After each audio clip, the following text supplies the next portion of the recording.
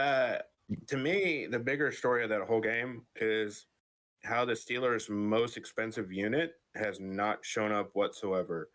They put all their money onto that defense, and that defense got torched by Jordan Love and Tucker Kraft pretty much the whole game. I think he had 2 touchdowns for almost 200 yards receiving. I think he had 174, but I mean, it's more about the Steelers defense not being what the Steelers defense we've come to know is. But it was Yeah, a good game between the two and a nice win for the Packers to slowly feel better. But if you're a Steelers fan, I'm very concerned about that defense. for sure. I gotta talk about the uniforms. Those uniforms look nice, honestly. Better than the bumblebees. You remember the bumblebees with the little stripe and everything, and the beige pants? I mean, come on, man. Like, that's The worst jerseys, you mean? yeah. But this year they look a little better. I mean, they looked a little better. I mean, it was weird, honestly. This is the weirdest thing, but the funniest thing. It was weird seeing Rodgers without a beard, the iconic beard that he has. I mean, come on. He needs that. Yeah. He needs that iconic beard. I mean, he even needs Doyle's. I mean, Doyle, you need to let him borrow your beard right here and literally just be like, hey, here's my beard, Rodgers. Use this and you'll start winning by quite a bit. Do you think it'd be all grayed out by now? Probably. With how yeah, I think it's gonna be a little bit more grayed out. Oh my gosh. But yeah, that was definitely definitely a good matchup. I actually enjoyed myself, but I think what happened was the key thing was time management. They did not know how to manage the clock on that game. They should have done a little better because you can't count out the Packers. I'm sorry. With Jordan Love and all the people that he has, especially like I always say every week, offensive line. I mean, Packers does have a solid offensive line. They really do. And basically, like, you can't count out Love when it comes to that. I mean, he has really good receivers, really good tight end. I mean, props to them. Congratulations. I mean, they spoil. Wait, he's got a really good tight end. Oh my gosh. I'm just messing. No, Wow. It's kind of weird to go through and say that because usually we know Love has been really great at home. This was an away game, and the fact that as you were talking about Doyle to have the stat line with Tucker Kraft to have 143 yards off of 7 receptions, 9 targets, 2 touchdowns. He averaged 20.4 yards per play. And Jordan Love, he had a 78.4% completion, 360 yards, 3 touchdowns, and 0 sacks. That is huge. And it definitely shows that Green Bay is gearing up for a huge playoff run. But there's a lot of competition in the NFC North. So Definitely. I mean, what do you guys think about the Broncos and Cowboys game? I gotta say, I'm glad the drama between Sean Payton and Russell Wilson is put to rest. Literally, Sean Payton just shut it off. He's like, you know what? I wasn't even talking about the guy. And literally, he came and attacked me out of nowhere. And props to him for handling the situation normal and not let it escalate even more. I mean, you always, like, every time there's drama in the NFL, you want to leave it behind. Don't bring it to, like, the media. Don't bring it to, like, the attention of everybody. But not to disrespect Russell Wilson. He was a phenomenal quarterback. He's still, I mean, he might do good if he goes to another team that needs one, maybe. But I mean, enough is enough. Stop trying to be the center of attention. You're starting to sound like a diva with doing all this, like, drama and everything. I mean, like, he needs to chill with that. Just lower the batteries. But overall, I mean, the Broncos, dude, they're shaping up to be good. Bo Nix looks phenomenal, dude. I mean, the fact that we're getting so much young talent right now that is doing so great means that the future of the NFL is in good hands right now. So do you guys think that with the resume that we've seen at hand, are the Broncos going to win the AFC West, or is it still up in the air with the challenge they have ahead with injury that took place? I think it's gonna come down to between those three. I mean, the Raiders. I mean, you basically can count them out because I'll be honest. I mean, they're not that good. But I mean, it's gonna be a three-way head battle for who's gonna go on top. I mean, Chiefs are coming back, like I said earlier, and literally, the Broncos are still in the race. The Chargers are starting to find their mojo. So I mean, Mm. literally, it's up to a grasp for those three teams. I mean, basically, it's like a three-way sibling rivalry. Like, who's gonna be the one that's gonna be on top? But I think it's gonna be honestly between the I say no. I still think it's gonna be three. I don't think it's gonna be between two. I think it's gonna be three. Got you. So the Chargers are leading in the winning column when it comes to their division. The Denver Broncos are leading the division, but they've only played one divisional opponent, and then Kansas City obviously is tied right now with LA for the record of 5-3. So yeah, it's gonna be a close race. Denver's gonna need to go through and keep putting on the pedal to the metal for them to continue to lead in this division. But if they allow that gas pedal to come off at all, it's gonna be the Chiefs. I feel the Chiefs are gonna take it with everything that's going on over in Arrowhead, Yeah. regardless of all the allegations of no calls and BS penalties and all that stuff. Also, another crazy fact about Denver that I just looked up: they are undefeated at home. They have not lost at home. They're 4-0. That's huge. It's crazy, man. I mean, but like you said, I mean, it's still a really close race because you got Chargers right behind them by one loss, and then you got the Chiefs with one loss, one more loss. So keep it up, Denver. Don't let off the gas pedal, because Chiefs are still gonna come back. I mean, it's that's why I say it's a three-way monster rivalry. I mean, who's gonna take it? I mean, I know for a fact, like I said earlier, Vegas. I'm sorry. I'm not trying to bash you Raiders fans, but I'm sorry. There's no way you can come back from that. I mean, it's almost like my Saints. My Saints are not gonna come back anything. I mean, that's another topic for later on. But yeah, that's my take. Doyle, how do you feel about some of the topics we discussed? I mean, if you look at it, the team they might want to be careful is the Chargers, because technically the Chargers do have that division lead right now, with them being 3-0, and they could sneak in because they just have to get one more win against the Raiders and just beat one of them, and they're 5-1 out. And the Broncos and Chiefs will probably split, so it's going to be very interesting coming down the second half of the season when their Broncos and Chiefs play almost their entire division, then playing each other twice, and having to play the Chargers again once to see who comes out of that division.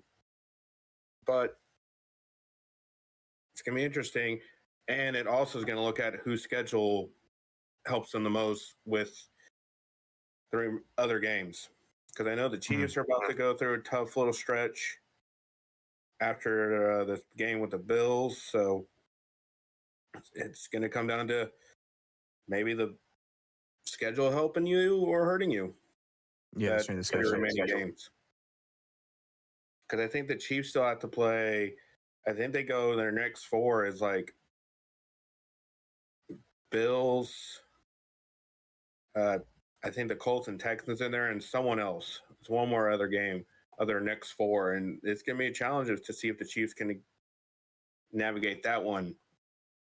Yeah, the Chiefs play Buffalo. They're on a bye week. Then they have Denver, Indy, Dallas, Houston, Chargers, Tennessee, Denver, and Vegas. So between the two, the Chargers have the easier path because the Chargers, they have this week Tennessee, Pittsburgh, Jacksonville, bye week, Vegas, Philly, Kansas City, Dallas, Houston, Denver. So it might come down to that Week 18 game between the Chargers and Denver. Mm-hmm. Oh man, that's gonna be dude. If it comes down to that, then phenomenal.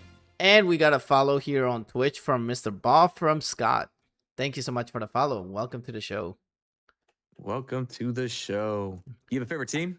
Let's hear about it. Yep. Let's hear about it. So here are some questions. We're basically midway through the season. Mhm. To you guys, who is the best NFC team? NFC or AFC? NFC. NFC. Oh man, that's actually a tough cookie to chew right now. Jeez. Uh, man. I'll let you answer. How about that? I'll let you answer first because my goodness, that you made the tough one because I already know my AFC. And So for me, the NFC will have to be Detroit. When they're on, they're on. They're on fire. Like the Eagles, like the past week, they went through and they beat the Giants on some questionable calls. But they did have a rough patch for the a few weeks beforehand. I would say Tampa Bay, but they struggled against Detroit and had a close one against Philadelphia. Now, if they can go through and continue to make their presence known within the remaining schedule, because like they are in the weaker conference of the NFC, uh, with everything at hand, Chicago has the toughest division. It's the closest division that's there with Green Bay, Detroit, and Chicago, and then Minnesota, is arm's reach out there. Anybody has contention of going through and winning that.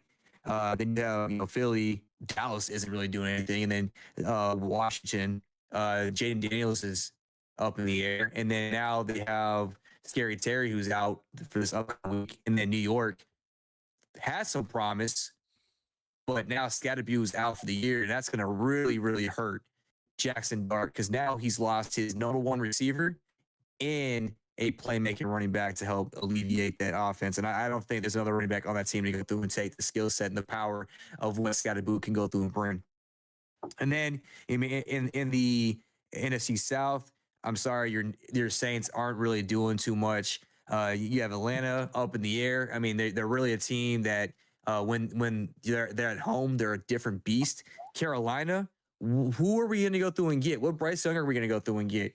And then with Baker Mayfield and Tampa Bay, like if he was able to go through and beat Philadelphia, if he was able to go through and beat Detroit, and I get it, in Detroit, it's difficult, and there were some questionable calls in that game as well. The refs have been inconsistent all year long, but I'm not going to rant about that.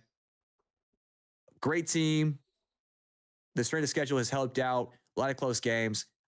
I think they're in the top three, though. Mhm. So Detroit for me in the NFC.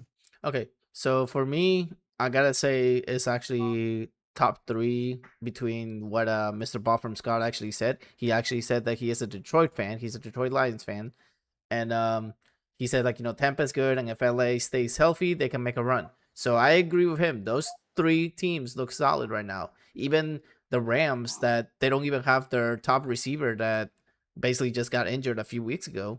Like literally, like they don't have him, and Matthew Stafford is just being all Matthew Stafford. I mean, he's doing great. So literally, like what I'm saying is like my number one team has to be the Rams right now. I'm not trying to buy, Interesting. huh? Interesting. Yeah. Interesting. So I think it's gonna be my top three has to be for an NFC: the Rams, Tampa Bay, and Detroit. Those three are my So top three. why? Okay, so in that order, is it in that order, or No, is no, it up, no, no, no. up? It's up in the air between those three. Okay, so Yeah, what is your favorite one out of those three? the Rams. Okay, Yeah, and it's up in the air between Detroit and Tampa Bay. yeah. So you don't see the Eagles as one of I the top teams right now? I don't see them as consistent. I mean, they're basically they can do so good one day, and then they can do so bad one day. They're like a roller coaster, man. Like just up and down. I mean, literally, like it's tough to make a call. I mean, I still think the Rams are actually a force to reckon with right now in the NFC. Okay, so they are 0-1 in their division. They have a favorable record. They're not leading their division. I mean, Seattle's got it right now. So Rams are a solid choice, though. Mm-hmm. They're sneakily getting in. I promise you, they're gonna be like so sneaky that they're gonna be under the radar, like people say. But that's who I pick. Who you got, Doyle? NFC, from what I've seen, I would take like Louis. I would take the Rams at 1, just because Sean McVay and that offense, I believe, will be able to keep going, and that defense is slowly coming around. Give me Detroit at 2, and then give me the Packers at 3. Wow. Okay, so you agree with the Rams. That's because Sean McVay. Okay, that's very interesting. I don't see them as a top 4. Well, I would put Seattle over them as of right now. Or I would even put, honestly, with everything at hand, I would put San Francisco over them right now. Because remember, San Francisco beat them, and we all went for the Rams. That was a really, really good game and a very surprising game because, all the injuries at hand with that. But I was go ahead, Doyle. I just think that the Rams got the 49ers kind of sort of got exposed this past weekend, just with the whole if you can manage to do it, if you can somehow bottle up Christian McCaffrey, they're not as talented as they look on offense. Because I think he was held down to like maybe 40 total offensive yards. Because I know he had not a great rushing and receiving game. So I mean, if you're able to, catch lightning in a bottle, stopping him, I don't know. And that I just feel like their defense is just has a few injuries. I have them at I would put them at 5 in the whole NFC. Okay.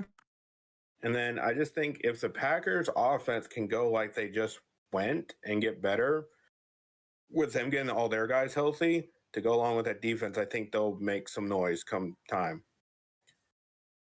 Got you. All right, so let's kick over to the AFC. Who y'all got for the AFC? I'm going to start with this one. Because you guys probably going to agree with me. If you don't, I'm going to question our friendship here. So, number 1, in the AFC, I have the Colts. No questions asked. They are the most complete. Very solid. Colts are the most complete team right now. They feel like I'm not trying to go crazy, but they almost feel like a Peyton Manning type Colts. Because they have everything they need. And I'm cheering for them right now. Like, I'm actually getting the pom-poms out and cheering for them just because literally... Can we get your best cheerlead? Yeah, basically. Like, you want me to give you my best? Like this, like that? Yeah, give it to us. Give it to us. Ah, really? Give me a C. Give me an O. Give me an L. Give me a T. And give me an S. Colts. All the way. Number 1. Second team, I see... Honestly, I see Denver. Denver up there. Colts, then Denver. Then I see Kansas City. And then, there's more, but Kansas City is actually slowly. Of course, there's always more. But yeah, Chiefs are gonna be like 3rd, but right there around 3.5 is lurking really quietly the Chargers. So yeah, so the Chargers are up there. Okay. All right. So who you got, ZDP? Come on. Oh, I'm gonna let Doyle go first. I'm gonna let Doyle go first on this one. First, I got the Colts. But we're going to learn a lot about the Colts in this upcoming stretch because I know they got the Steelers. And them in that Kansas City game is going to be pretty big statement game for them. And let us see. Second, I will take probably Denver. And then third, I will probably be in a homer. I'm probably going to take the Patriots, who have slowly come around and have a decent offense with a defense that slowly has been doing that bend but don't break mentality of letting them drive but not letting teams score touchdowns, which is helping them win games.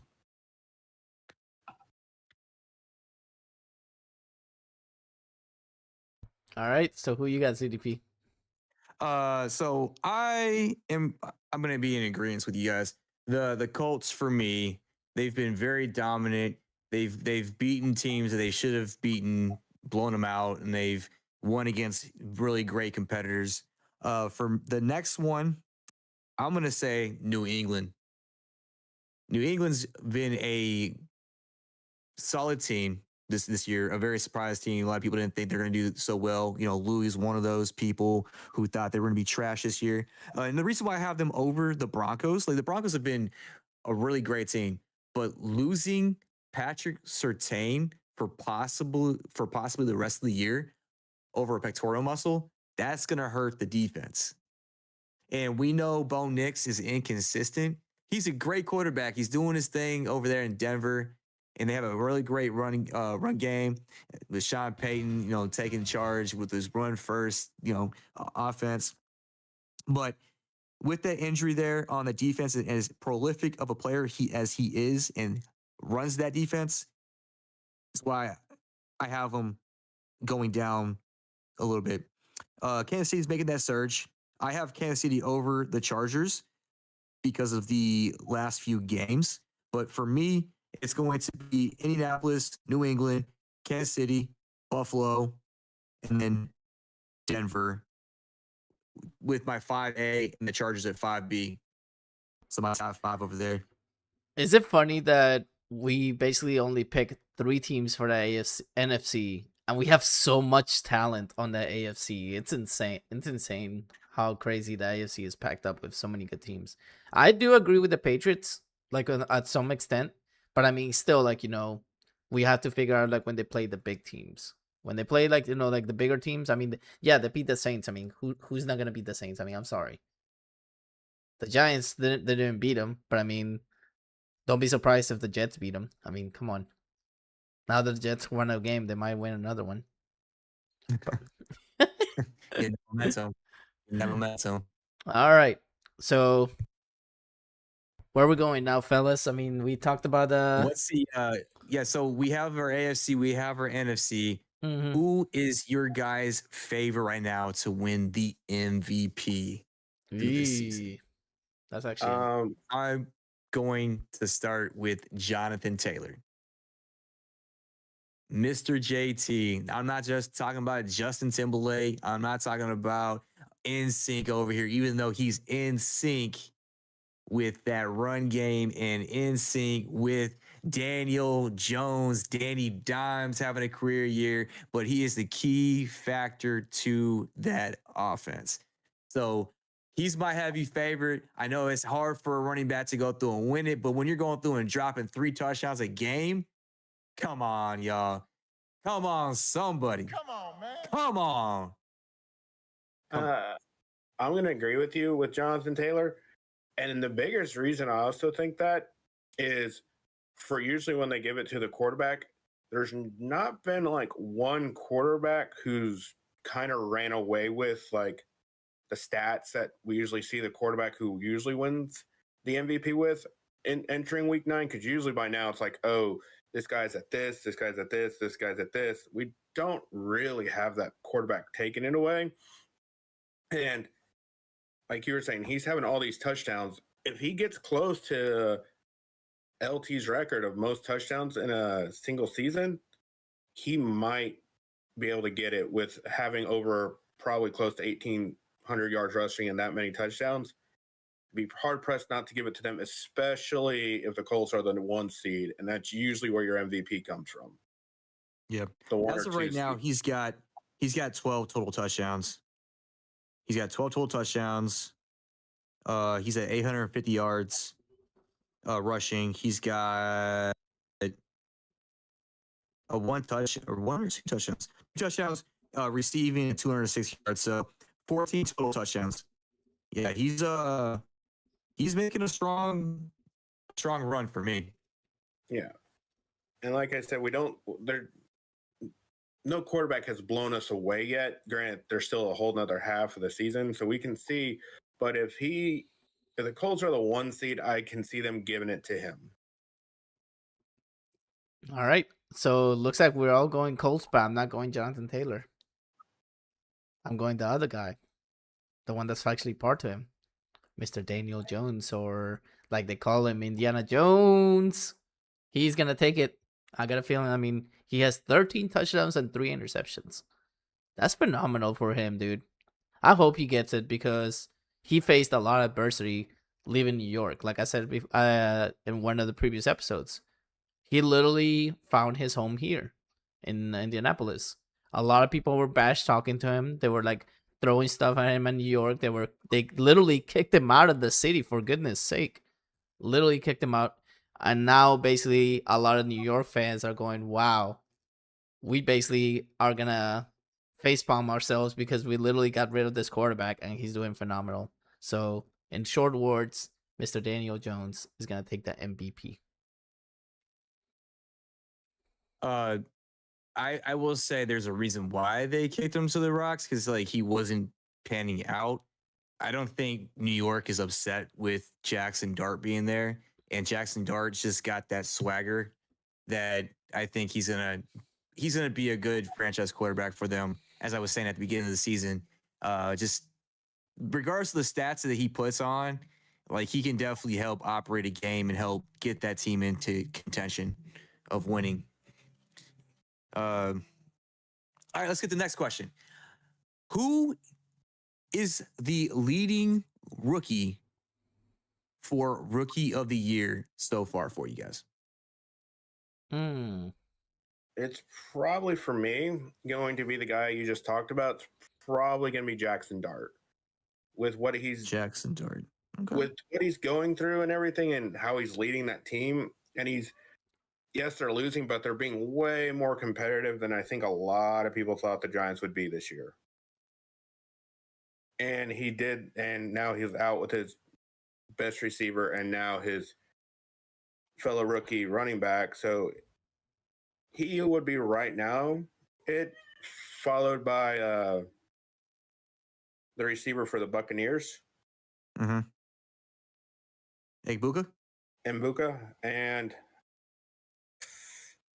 it's probably just going to come down to those two. And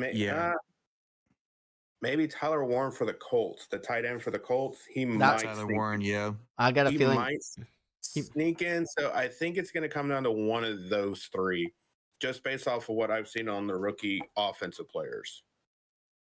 Okay. What about you?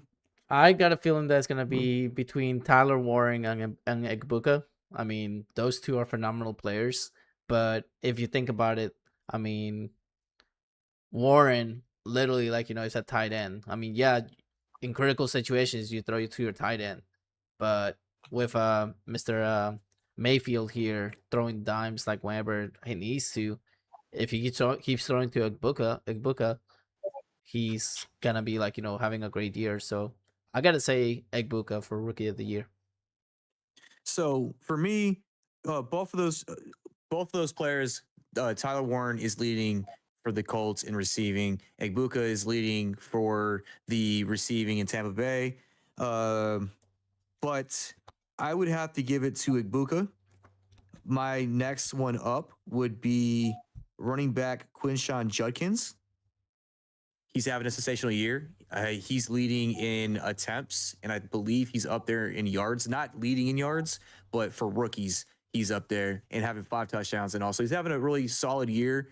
But it's between Tyler Warren, Judkins, and Egbuka for me. Egbuka, I think, is the front runner as of right now. And I will say a dark horse for this. If he continues to have the year he's having, Harold Fanning Jr., a tight end from the Browns.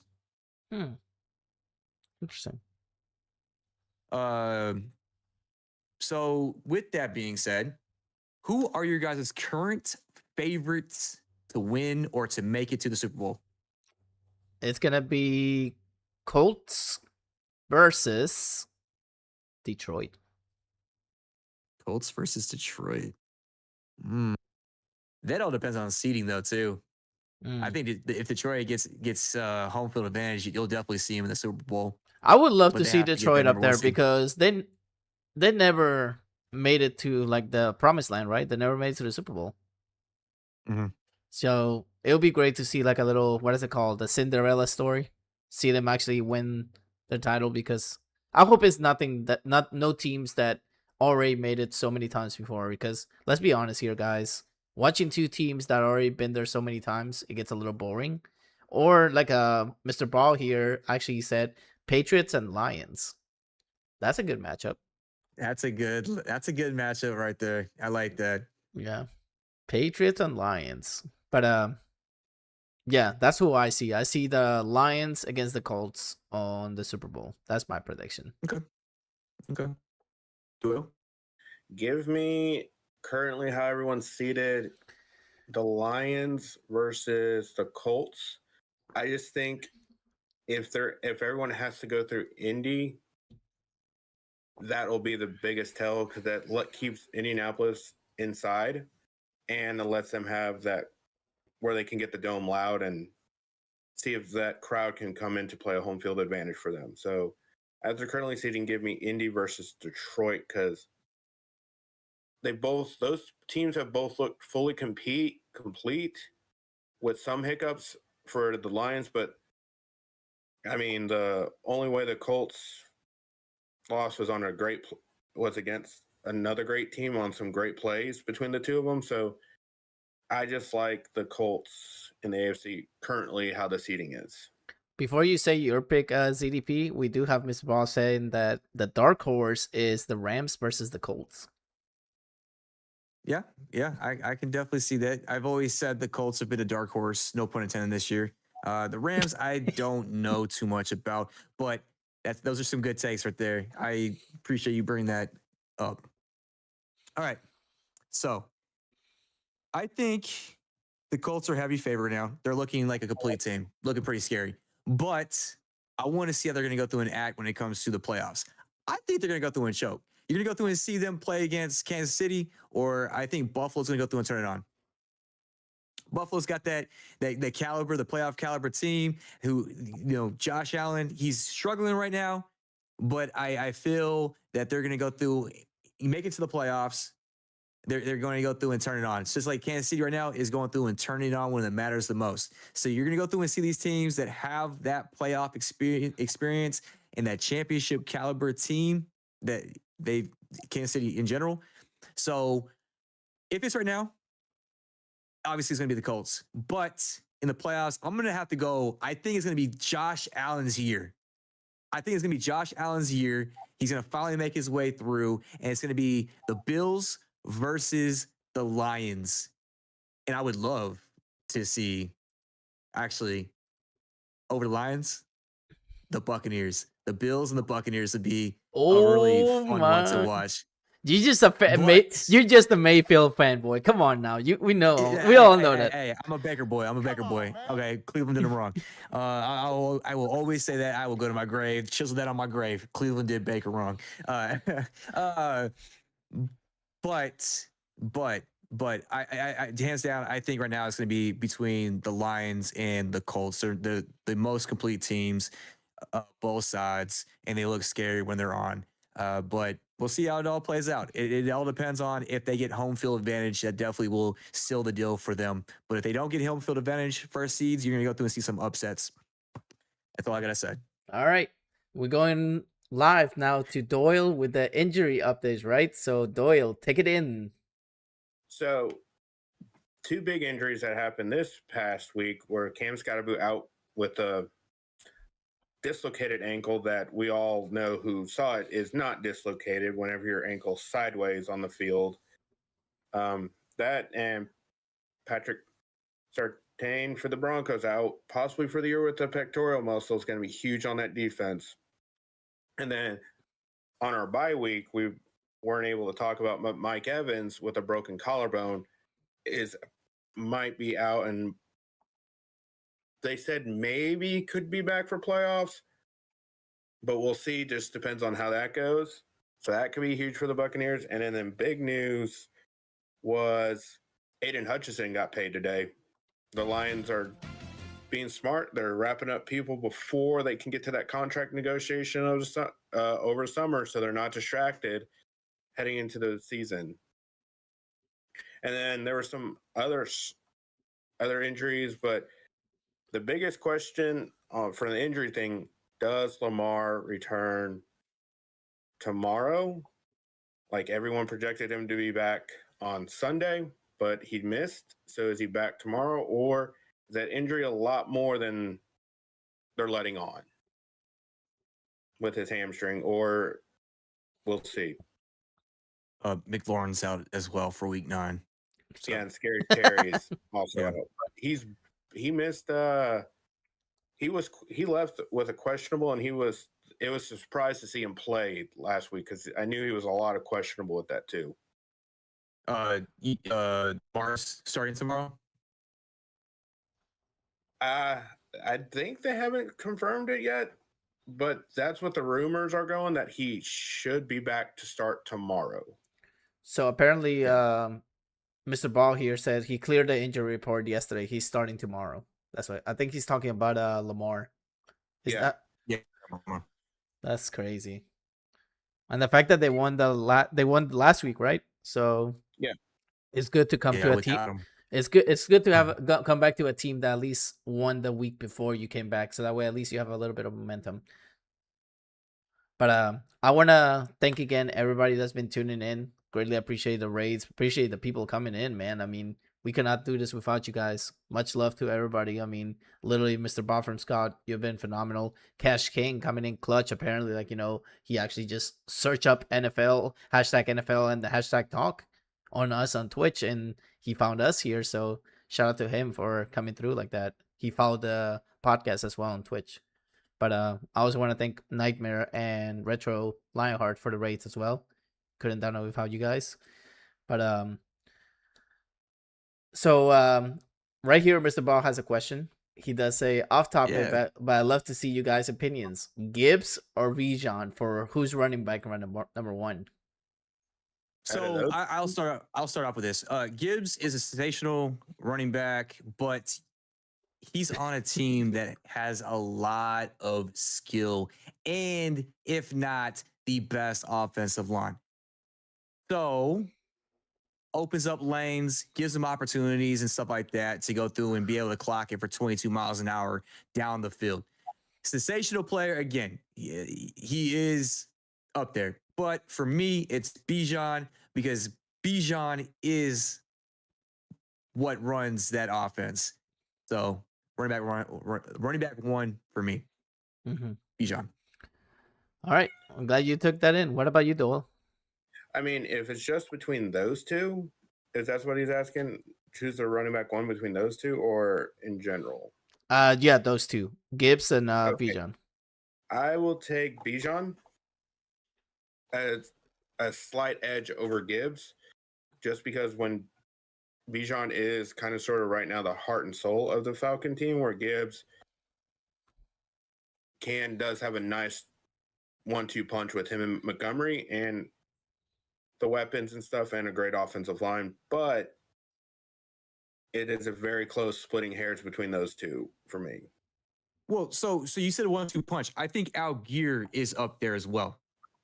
Yeah, for a 1-2 punch.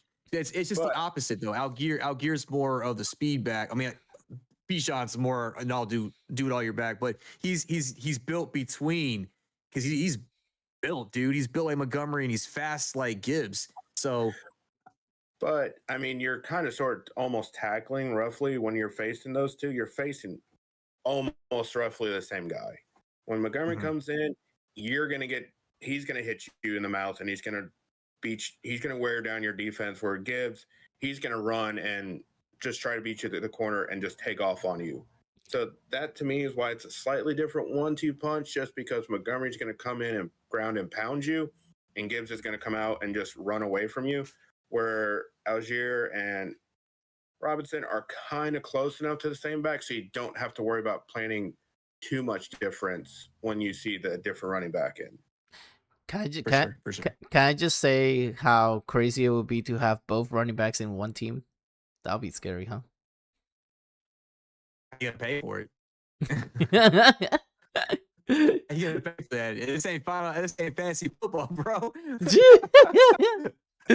Dude, that would be a good. I mean, you remember that year that Kamara and Ingram were both the dual threat running backs. That was scary to see. Like, I was like, dude, these two are phenomenal when they were running both together. But that's why I mentioned the Gibbs and Bijan. I mean, running together.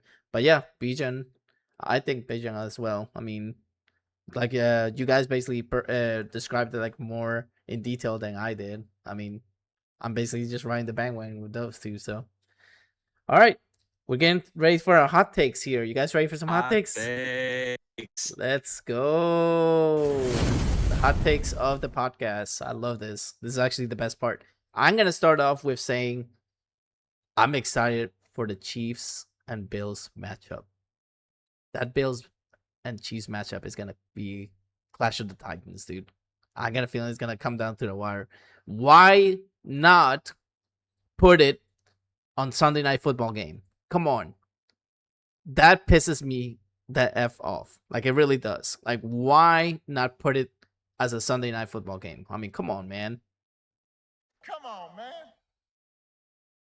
It's an enticing matchup, but I mean, yeah. You mean what? What are you going to say? Huh? I mean, it's already scheduled out and stuff. So I mean, You know, they can change the times. They can do that. Yeah, I would rather watch that. I wish they would have a doubleheader again. I like the doubleheaders they've been doing this year. But to have the Cardinals and the Cowboys, I mean, I get Jerry Jones. He's going to go through and want to keep the media up because I mean he runs it in Dallas and all of that. So I guess he has some kind of say because he wants to go through and have the spotlight and make sure he's getting all the profits for himself and the Cowboys. But I mean, for the matchup that's there. Yeah, I would say that'd be more of an enticing matchup than the Cardinals and the Cowboys, but they should move it to a doubleheader. Maybe a later doubleheader. But I've noticed that they've done a lot of doubleheaders. Like the ones that are later are for the West Coast teams and not the East Coast teams. Because I mean, if you start with the East Coast for the second time, it's gonna be like 11 o'clock at night. So, hey, midnight football. Also, I wanted to bring this out too, that, I mean, this is actually nothing to do with us, like, when it comes to, like, us here in the podcast, but I saw a post that apparently, like, this is not related to NFL. They're making an actual soccer stadium on top of a skyscraper in the Middle East somewhere. And I was like, dude, how are you going to manage all those people way up in that skyscraper? That just came up on my newsfeed. Like it said, like, okay, what you got? Yeah, just picture it. Picture a stadium. That's what I'm trying to picture the stadium. So it's gonna be on a skyscraper. It's gonna be a dome.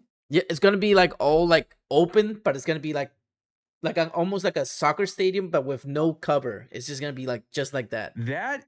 I hope they have some phenomenal support for that because I don't know how well that's going to stand with the amount of weight that's going to be up top. That's what I'm saying. I'm like, dude, I would not go.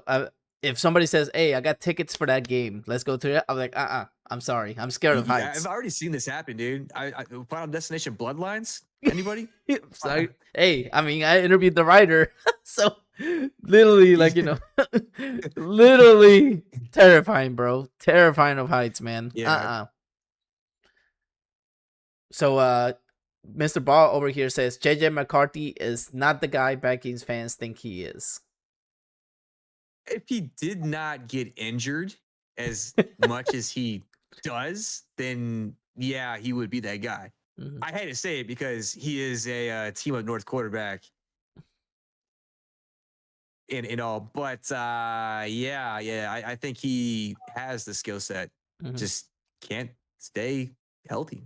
So we just got a little cameo by Doggo on ZDP right here. A little Doggo in the house. Let's go. All right. So what's your hot takes, guys? I'll let you guys decide who's going to go first. All right. Do you want to go? This week will, between the Bills and Chiefs game and the Colts and Steelers game, will begin to shuffle out the AFC title picture of who and where the games will take place, because this will give the Colts a decided victory maybe against another division leader who they will possibly have to see, and the Colts and Chiefs, you really don't have to talk about. That game sells itself to what everyone usually predicts as if these two teams, they'll have a great game, and then everyone's going to be like, well, we'll see them at the AFC Championship game because that is what everyone is probably predicting. So this could be a good preview of what's to come in the future in the AFC playoffs this week. Are y'all ready for a spicy one? Oh boy. I'm gonna call it a trap game. Hit it. I'm gonna call it a trap game right here. All right, we're gonna go to Lambeau for this one. All right, I have a feeling that the Panthers are going to come out clawing.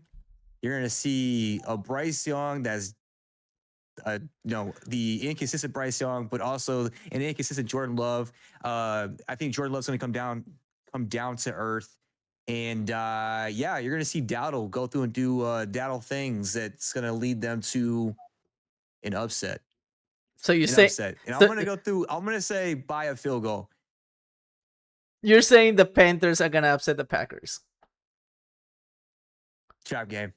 You do. That's my hot take. You do take. realize that Super Token watches this podcast, and he's gonna hear you say this, and then he's gonna be like, "What did he say about my Packers? I'm sorry. What was that?" Hey. And Hey, look at. I want to see. Hey, we'll see what happens. We'll see what happens on that. All right. that's my trap game for the week. So, All right. there you go. So Panthers are going to upset. So is your trap game and hot take? That's what it is? Yes. Dang. Yes. Okay. So Mr. Ball here says that the next 2 weeks determines if the Ravens make the playoffs. And then he says, yes, I said this about the Panthers-Packers game all year. So I guess he agrees with you with the Packers losing to the Panthers. And then he's saying that the next 2 weeks will determine the Ravens making the playoffs. So I do think that my other hot take I was going to go through and say, with Lamar coming back and with the Ravens becoming healthy again, they will make it into the playoffs. But yeah. We're just gonna go through and stick with the Panthers. Here's the thing, though. I know Lamar just coming back from injury, but he's not gonna be 100% healthy this Thursday. I think okay. Lamar came back after taking a dump in the Browns Ravens game a few years ago and led the Ravens to win. Okay. I know groin injury is different, but it's Lamar we're talking about. We're not talking about playoffs in here. We know what happens if Lamar hits playoffs. Okay, but in regular season, he's the guy. All right. So you guys ready to get our top games over here? Let's get it to the key matchups. Ooh, let's go. We got the Ravens and the Dolphins to start up Thursday Night Football. Who's gonna take the money? I mean, I have purple, so already know who I'm gonna pick here. So Ravens are gonna win this one in Miami. I wish I can go with Will Smith on this one, but Ravens are gonna welcome Lamar back into Miami. And the Ravens are gonna go through and just pummel the Dolphins. The Dolphins are just gonna give some drinks out, some partying, and it's gonna be a party back for Lamar. So Ravens for me in this one, by 10. Give me the Ravens also in this game. I feel like this is the game where we get to see the real Dolphin team show up, unlike the Dolphins that showed up last week and surprised us all with how good they played. Give me the real Dolphins and the real two to come back with a Ravens win. Wow. Yeah. Literally. Hey, thing. what is it called? Insult to injury or something like that? What is that called? Yeah. So this is what I was looking into from last week, because I was going to go through and talk about who needed to be fired first between Tua and McDaniels. And I was looking into their stats. I was looking at all this stuff, and it seems like over the past few years, something happened. Like the team had a lot of success. Tua was doing his thing. Remember when Tua was going through and having a sensational start? Mike McDaniels is going through and doing his thing over 2022 and 2023, and then 2024 happened, and that's when the switch happened, and we don't know what happened. And then we're going into this season where it's like, okay, it's downhill from here. Now it got me into looking more into the draft grade of Tua. We know Tua has had injury history throughout his college, throughout his high school, throughout his lifetime. Maybe when he was a baby. I don't even know. I didn't go that far. I'll go through and hit ancestry.com on that one. But with that being said, they gave him a draft grade to be an elite player, because when he is playing, he can do it all. But the thing is, the dude is prone to go through and hurt himself. He's known for concussions. I'm hoping this guy doesn't get CTE when he, retires from the NFL. When we know what happened to AB and some other players as well, right? But they aren't mentally stable. So, yeah, it was just very interesting. I think Tua should go, and I think they're making the right move with switching over and evaluating and having Ewers start. I believe that's what I was looking into. Mhm. Ewers is starting. So I don't think that's going to save face for Mike McDaniels. I think that the franchise needs to go through and just restart, because that was one of the things that the Dolphins hired Mike McDaniels for, because of his offensive mind, and to go through and groom Tua. But that started off great. Now it's just off the roller coaster ride. So basically, it just went up and then just flopped. Yeah. Okay. Yeah. You were gonna say something, Doyle? I don't know if they've announced that yours is starting. I know they're debating on it. I can't remember if Tua's eye injury has taken him out, but if not, they're going to go with yours. I don't see them saying anything yet about him not starting, but I know he did have that eye injury. Well, whatever his eye. Tua's remaining starter right now. Yeah. But yeah, they benched him, and there was talks about it, so I wasn't sure if it was confirmed or not. Well, we'll get more information about that. Can we just say how much Alabama players get injured in the NFL? Like, that's crazy, bro. I'm just saying, man. I mean, don't look at me like that. I'm just saying, dude. No, I'm glad you said it and not me, because that you were reading my mind. You were reading my mind, dude. It's that SEC. Don't get me on that SEC talk over there. I'm a Big Ten boy. Oh my gosh. All right. Anyways, don't worry. Doyle's like, I'm independent. Doyle, I'm independent, but ACC and college basketball. Doyle is basically like, Doyle's like, don't get me on this. Don't get me on this. Please don't get me on this. Oh man. All right, next matchup we got the Colts and Steelers, guys. I gotta say, it's gonna be spicy. Oh, you read my mind now. I was about to say spicy. Man, the question is, are you gonna grow out that beard, Aaron Rodgers? Are we gonna see that wisdom, that age of the wizard coming out, or are you just gonna go through and keep it clean, because it hasn't been working for you? I mean, the Colts are gonna come in. I think they're gonna go through and just keep pounding the ball. You're gonna see JT, go through and say bye into the touchdown, and they're gonna go through and win this in a close game by 3. Wow. So Mr. Ball here says is another trap game, Pittsburgh. He picked Pittsburgh on this one. See, this is not a trap game, though. This is not a trap game, because Pittsburgh can win this game. I would say, if you're talking about a trap game, it would be like the Dolphins versus the Ravens, or like how we were talking about the Panthers versus the Green Bay Packers, or the Saints. A team that Saints against the Rams. Has a good record. What? Saints? Yeah, that'd be a definite trap game. That would, dude. I think if you guys won that game against the Rams, people would storm the field, take the goalpost out of the ground, and just toss it into the river or whatever. So you're saying there's gonna be a riot in LA if that happens? Yeah, riot in LA, dude.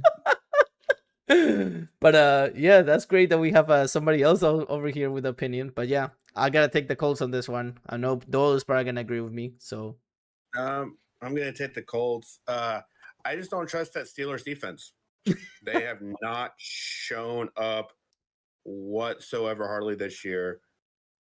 The Packers kind of sort of had their way with them. A lot of teams have had.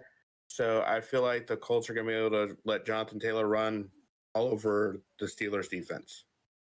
Yeah, I agree with you on that. Dude, I just had a freak moment. I'm sitting here talking to you, and I have one of those little Google Chromecast downstairs, or Alexa or whatever. And I don't know if she was hearing my conversation, but she was like trying to go through and talk to me. And I'm like freaking out, like, who is that lady downstairs? Like, my wife's not home. And it doesn't sound like my wife. She's at work right now. Who is in my house? Oh my, that's why I stopped and I was like looking around. I was like, bro, Siri be listening, Google be listening. They're listening to our conversations, y'all. It's real. Skynet's happening. Look, she's listening. She's listening to me. Oh my gosh. All right. Yeah, So give me the Colts. all right. So we're going to our next matchup here, right? Oh, another spicy one here. Chiefs versus Bills. Oh, Give me Buffalo in this game. For some weird reason, every time these two play each other in the regular season, Buffalo somehow gets the win in a dramatic fashion. Secondly, this is in Buffalo. snow game. Which can do anything for this game. But I just feel like the Bills will somehow pull this off with Josh Allen jumping into that booth, throwing on that Superman cape, and turning into Josh Allen. That we all know he can. So give me the Bills. Give me the refs in this one. Change my mind. Give Okay. me the refs in this one. You guys know there's going to be some BS that's going to happen. They're going to go through inside with Patrick Mahomes. There's going to be some stuff going on. And they're going to throw some flagrant fouls and stuff like that. But no, for me, I want the Bills. The Bills in Buffalo in the snowy weather. I really hope that Josh Allen does not get robbed like he did last year on that infamous first down that they got. But there's going to be some BS. You know there's going to be some BS. It happened in the Detroit game. I think there's going to be a B, and that's going to be for the Bills. Let's go. Let's go. I think we're all Bills. Oh, I forgot to go through and write all this stuff down. Ooh. Because this is also the stretch that could make or break Kansas City's year. I agree. I completely agree. We got Mr. Ball here saying Bills by 1,000,000. Man. Okay. Money Manziel. But I do gotta say Bills all the way on this one. I mean, they're actually coming back with Josh Allen. They are playing in Buffalo. Question is though, I know T Swift loves to go to the Chiefs games. Is she gonna be in New York for this game? So that way she can. She travels. She's been at some away games too, but hey, it's gonna be more interesting. Does she run into the new Queen of Buffalo? Miss Haley, Josh's wife. Oh man! What if there's a fist? What if there's a fight between them? Taylor Swift, bro. Give me Haley by a mile. She married Josh Allen for Buffalo. She will throw her hands down for Buffalo, and show why she is the Queen of Buffalo. Give me Haley. Let's talk about this. Let's talk about this real quick. So, have you seen how happy Josh Allen is? Yeah. Like at the beginning of the season, this dude, regardless of what's going on with the team, this dude just happy-go-lucky, different about him, and it's crazy how a woman or a significant other can go through and just change the outlook of a lot of things. Mm-hmm. And I give that to Haley to be able to go through and just bring some life. It just reminded me of how my wife was with me. She definitely brought a lot of positivity. She helped me just kind of focus more on myself and give me a little bit more purpose and helping me find myself. So, hey, much love. Yeah, but you didn't answer the question. Who are you taking in a fist fight? Are the refs involved? Probably. I'd have to go with Haley. No, I'm sorry. Taylor Swift might be able to shake it off. Haley's gonna put her through a table just like Spill's Mafia does. Yeah. Oh my goodness. I love Doyle's answer to this. This is phenomenal. I gotta give him an applause here. So good job, Doyle. All right. So moving on to our next game here. We got Vikings and Lions, my dudes. Give me the Lions. I have Wentz is out. Give me the Lions because it's probably gonna be JJ McCarthy, and he's not been living up to expectations right now. Granted, he's been hurt, and Aiden Hutchinson is just gonna go out there happy because he has a contract. So look for him to try to repeat a Myles Garrett game this past week. Got ZDP here eating some noodles, man. Just I got a feeling the Lions are gonna win by a lot. There's no way. I mean, Lions have so much stuff going on. I mean, that they're doing a lot for their community. They deserve to be up there, man. I think this is their year. I really honestly think this is their year that they're actually gonna go far. I saw it was a clip the other day of some random fans just cheering for the team. They had this Detroit fan wearing a Detroit Pistons jersey, NBA jersey, at a Lions game. And this other person came up to them, tap him on the shoulder. They turn around, and literally the person handed him a Lions jersey that they got him.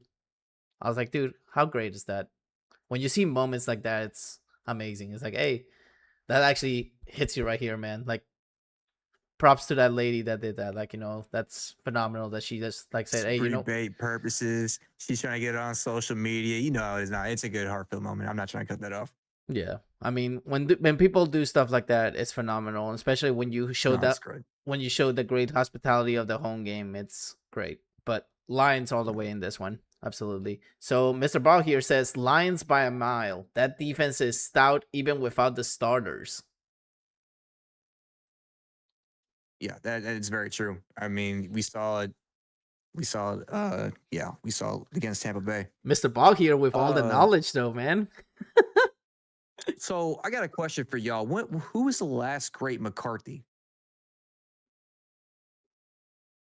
Last name with McCarthy.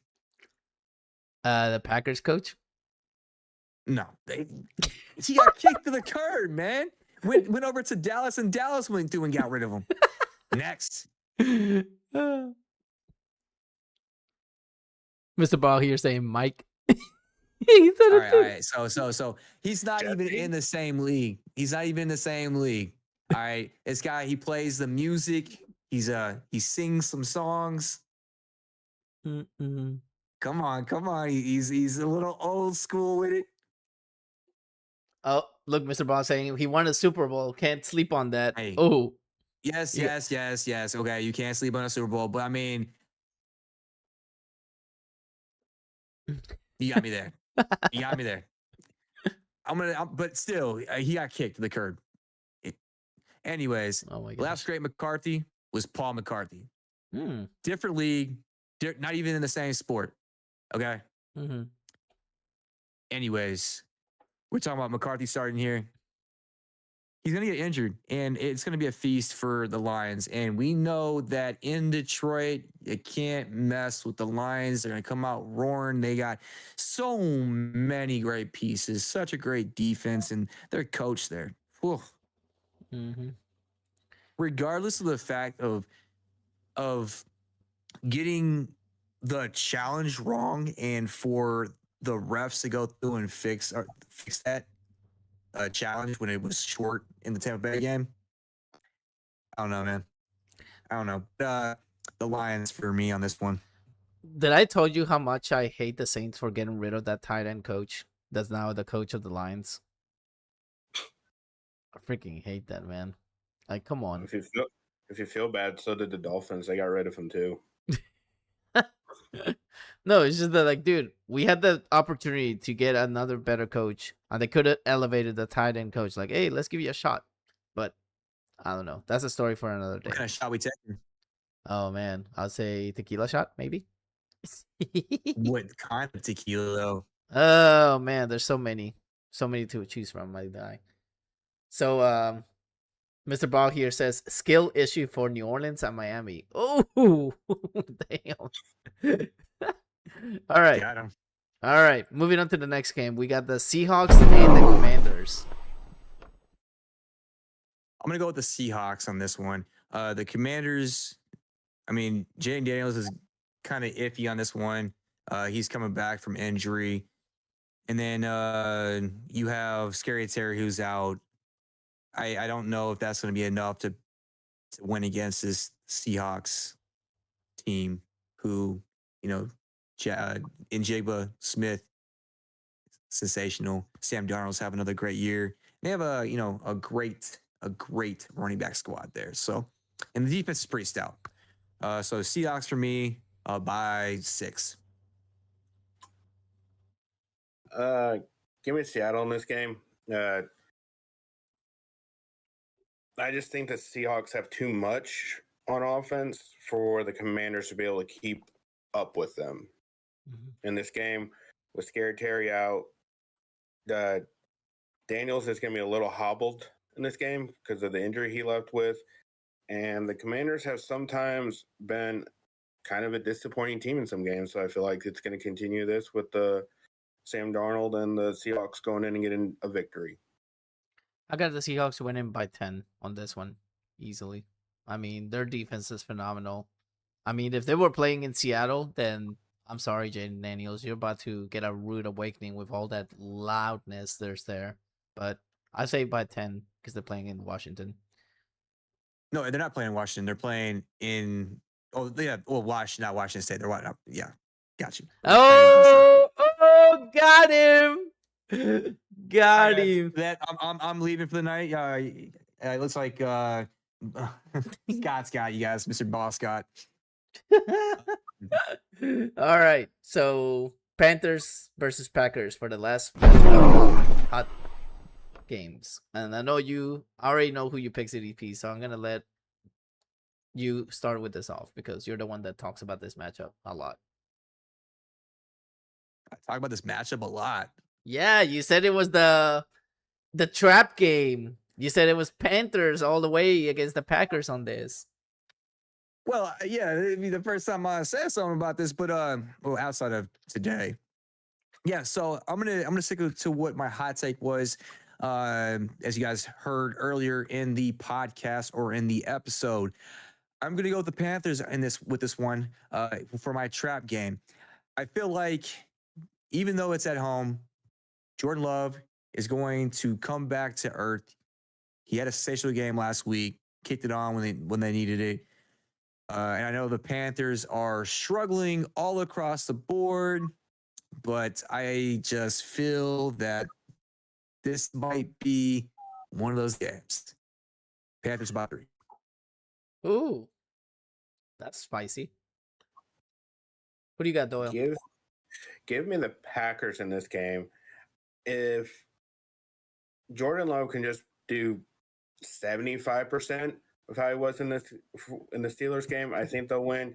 The biggest question for the Panthers is going to be, can Rico Dowdle get going? If he gets going, it's going to be they can stay in this game. But if they can somehow stop him, I don't trust Bryce Young enough to win it throwing the ball.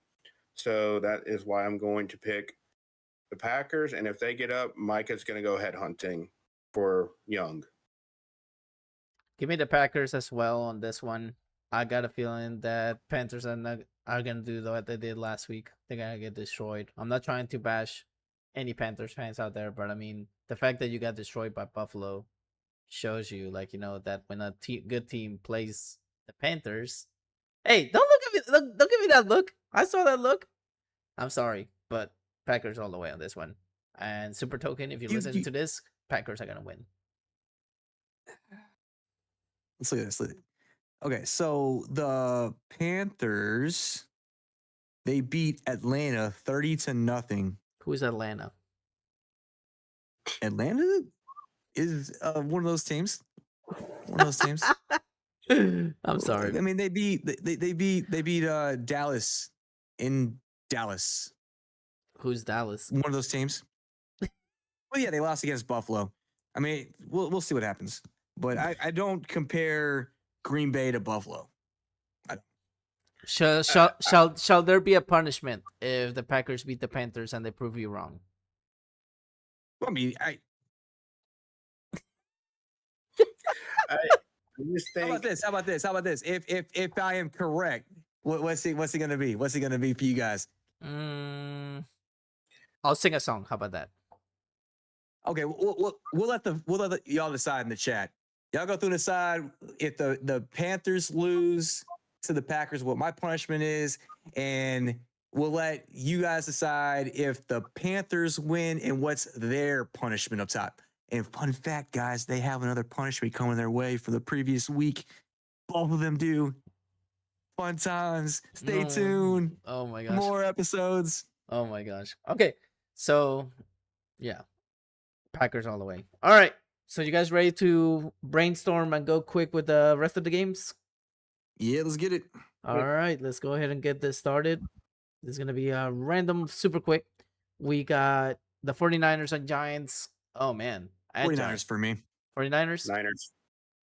I say Giants. All right. That's interesting. I know it's interesting. Next matchup, we got the Cardinals versus Cowboys. Give me the Cowboys. Cowboys. Easily. All right. Bears versus Bengals. I say give me the Bears, yeah. Bears, especially if Jake Brown is going to be starting because Joe Flacco's potentially out because of an AC joint. I thought he was out because he was Flacco. Haha, get it? Flacco.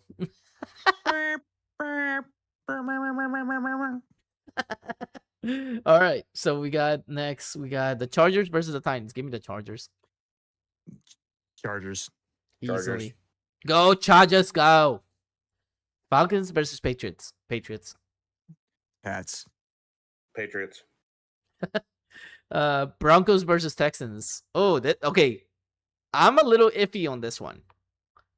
Because Texans can be sneaky. They really can. So, give me the Broncos by 3.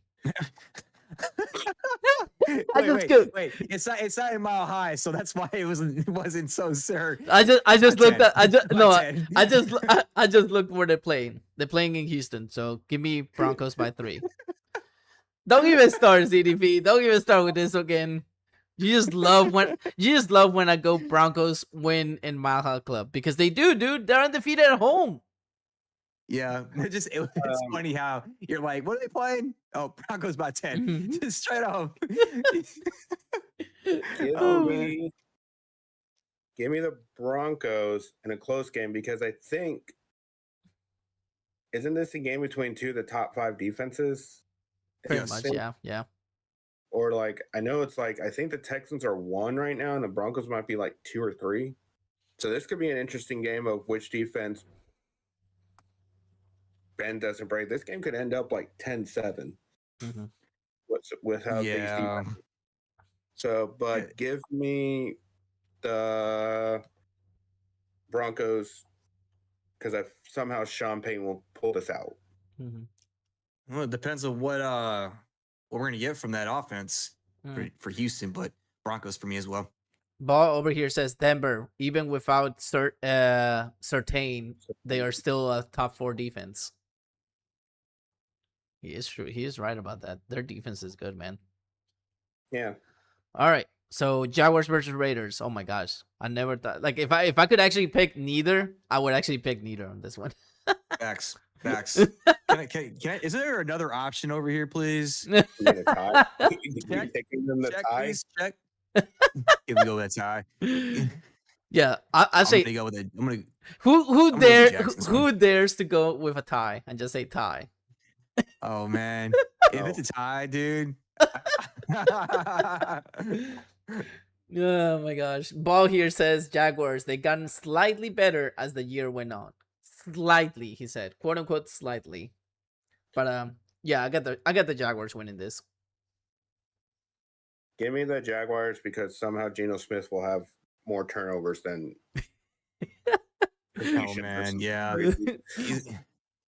Hashtag Geno Smith. All right, Saints versus Rams. Oh boy, why? I think they're making.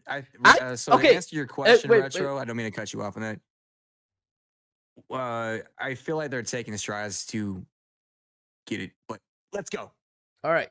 So this one, before I actually say my prediction on this one, is there a reason why you always make it the last matchup of the week? Is there a reason? Take off the glasses, bro. Take off the glasses. You say you're taking off the glasses, okay? Literally, you made me take off my glasses because why? Why you always do this? Oh my gosh! And we got Astro here. I'd bet on the Rams. Welcome in, Astro. Appreciate you being here. Oh my gosh! So Louis, sell to us why the Saints are gonna lose this game. They're gonna lose because of Shuck. Okay, why would you put Shuck to start this game against a team that's really a top 3 team in the NFC? Why are you doing this?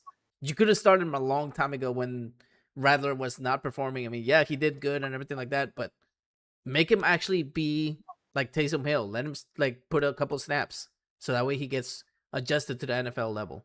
But I don't know. I mean, if it's true and the Rams actually do lose to the Saints, I'm just gonna be speechless next podcast. I'm just gonna be doing cricket noises all podcast next week. You'll think they'll make the Super Bowl. That's what's gonna happen. No, because my prediction came wrong. And Big Will, if you're listening to this podcast, I'm still gonna wear that maid outfit if the Saints don't make the playoffs, because I mean they still not technically out, but I'm saying like once they announce they're officially being eliminated, that's when I'll order that maid outfit that we bet on. And isn't that like possibly this week if they lose that they're eliminated? Maybe. I don't know. But I say I'll go with the Rams on this one by a long shot. Give me the Rams. Mm-hmm. Yeah, give me the Rams. Especially they're playing. Sorry.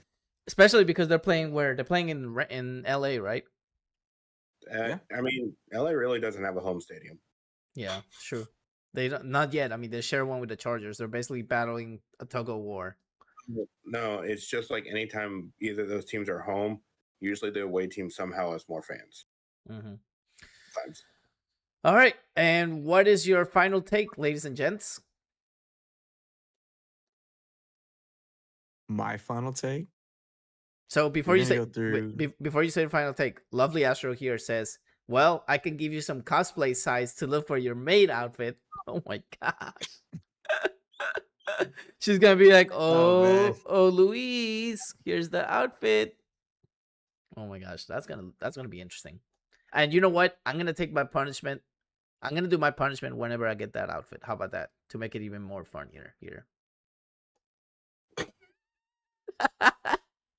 We ain't stacking punishments, bro. We ain't stacking sweet. No, we getting them knocked out. We get them knocked out. All right. So who deserves a punishment this week, guys?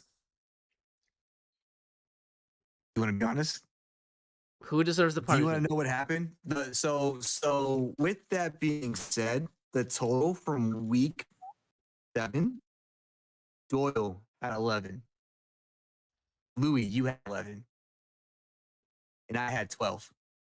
So it's a tie between me and Doyle. So you two have a punishment.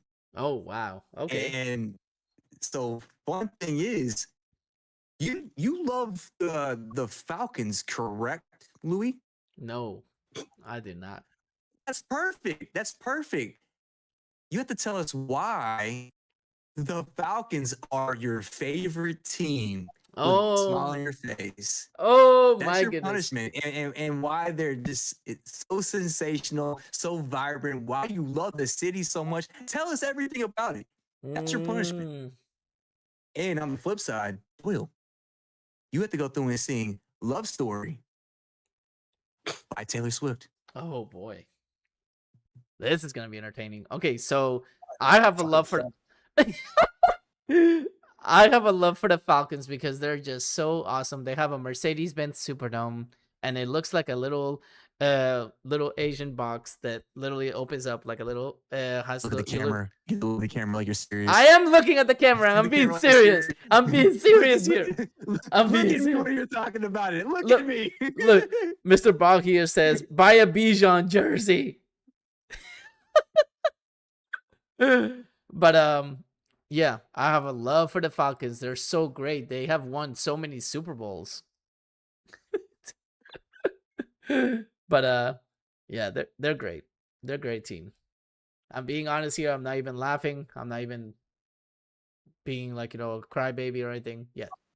Falcons are a phenomenal team. And that's my punishment.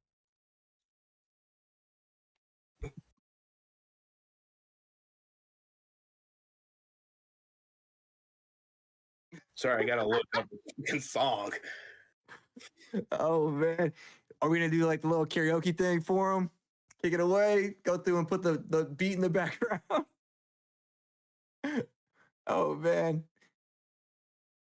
This Hey, guy we'll said send that- we'll send it to Will. We'll send it to Will. You traitor! You traitor! How much do I gotta sing of this song? Oh, good question. How long is it? I don't know. I just found the lyrics. Let's see how long the song is. The song is 3 minutes and 55 seconds. So I'm waiting for the ad Louis to would finish. know. Yeah. Yeah, Louis would know all about that. Oh, Because yeah. he had to go through and sing it with, Atlanta. Oh, boy. His whole thing with Atlanta. Walking down Atlanta, All right. prancing around. Doyle, are you ready for this? How long do I gotta sing? All right. How much fucking Hey, song do I gotta sing? the song is 3 minutes and 54 seconds. So you better get ready. All right. On 3, 2, 1. We were both young when I first saw you. I closed my eyes and flashbacks start on a balcony in summer air. See lights, see the party, see the ball season. Through the crowd, say hello. Little did I know that you were Romeo and you were throwing pebbles. And I was steady saying, stay away from Juliet. Oh crap, the lyrics went away. I was crying on the staircase, begging you, please don't go. And I said, Romeo, take me somewhere we'd be alone. I'll be waiting for you, but the dew is right. You'll be the prince, and I'll be the princess. This is my love story, baby. Just say yes. So we stuck out. Oh my God, is there a chorus? I don't know, because the song is just going in lyrics. I don't know where it repeats. I am so sorry, Taylor Swift fans. So I snuck out to the garden to That's see. good. That's good. That's good. That's good. Good job, man. All we wanted is just say yes. Oh man. All right, guys. So you got a little bit of some punishments we do here. If you have any ideas of what you would like for us to go through and do, feel free to go through and let us know about it. We have a lot of different social media platforms. We're live on YouTube, live on Twitch, live on Kick. Hit us up on Twitter, hit us up on Instagram, and all of that. We would love to go through and see it, be it, and all of that. And remember, for the Panthers and Packers game, another one on there Hey, between me. I gotta you say, guys. I gotta say, chat, if you're listening to this on YouTube and Twitch, make my punishment to sing a song because I love singing. I really do, like, no questions. So, hey, just It's not a punishment if he loves it. Don't listen to the shenanigans. Don't listen to the shenanigans. Make But, him do things that he's not comfortable about, like eating mustard, spoonfuls of mustard. I don't know if he's. I don't know. I'm just. I don't know. You're disgusting, sir. You're disgusting. Hey, mustard. I see mustard. All Oh, right. man. But I want to go ahead and thank everybody that tuned into us on YouTube and Twitch and Kick. You guys actually have been phenomenal. Thank you for all the great support. Thank you for the raids earlier today. Thank you for all the follows for Mr. Ball and Cash. Lovely Astro. Thank you for coming in at the end. Greatly appreciate you. Like I said, guys, we go live every Wednesday night here, and we have our goals. We hit our goals. We're going to do some NFL merch for you guys. It's going to be fun. We appreciate all you guys supporting. We see the likes. We see all you guys that support us. So don't be afraid to leave us a comment. We always read the comments, and thank you again. So CDP, sign us off. All right. With that being said, again, I want to go through and double take on that. Thank you so much for being here. Thank you for being the host of the pod, Louis, and thank you for being a great co-host, Doyle. But you guys can go through and check us out on our social media platforms: YouTube, Kick, Twitch. Follow us on Instagram, follow us on Twitter, and all those other platforms.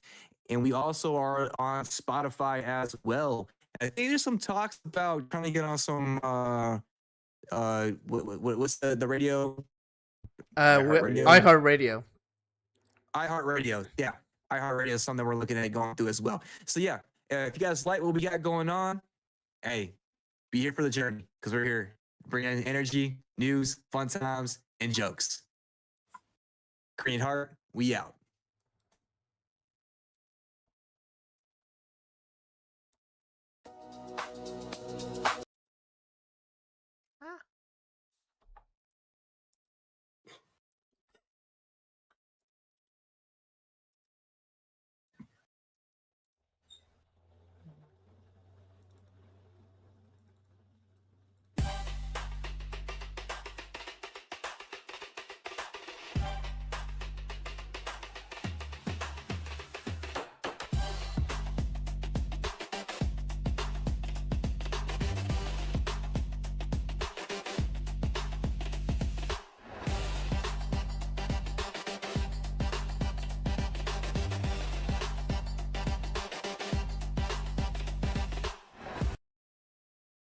As always, today's episode was broadcast live on Kick, Twitch, and YouTube. If you couldn't make it to the live segment, feel free to watch it on Spotify, Amazon Music, Apple Podcasts, and iHeart Radio. Links on the description below. See you next time.